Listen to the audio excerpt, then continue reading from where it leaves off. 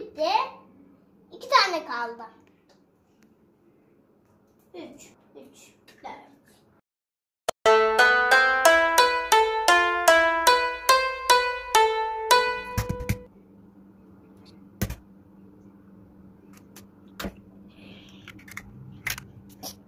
Elimi yıkayacağım.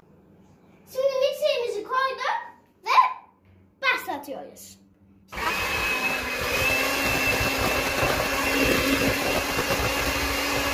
Arkadaşlar biraz sonra da mikserimizi kapatacağız. Ondan sonra da kekimizi devam edeceğiz. Arkadaşlar bir şey söyleyeyim, bu kek çok mükemmel olacak. Çünkü sizin kekiniz.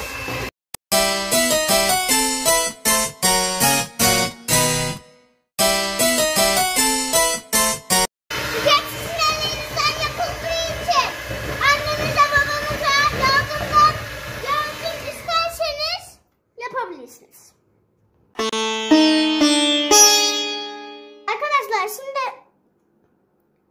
Arkadaşlar şimdi kabartma tozumuzu aldık ve kapağını açıyoruz. Kapağını açtık. Şunu da biraz yayım açtık. Şöyle döküyoruz.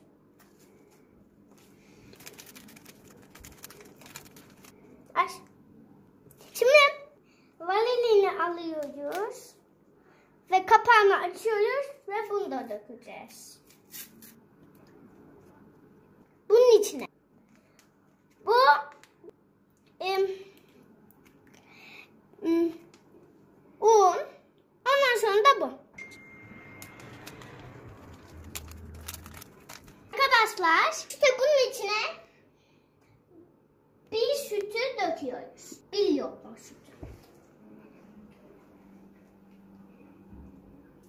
Krema olması için en sonda kremamızı alıp bunun içine koyuyoruz ve pişiriyoruz.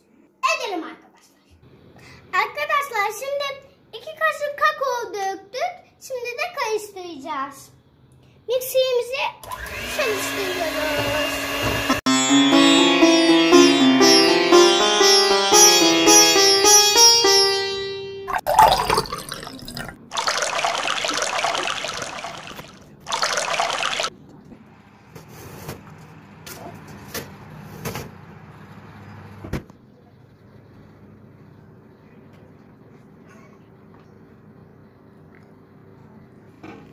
Arkadaşlar kekimiz pişti ama önce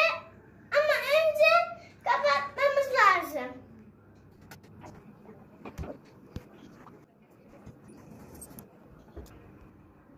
Islak kek olabilmesi için sosumuz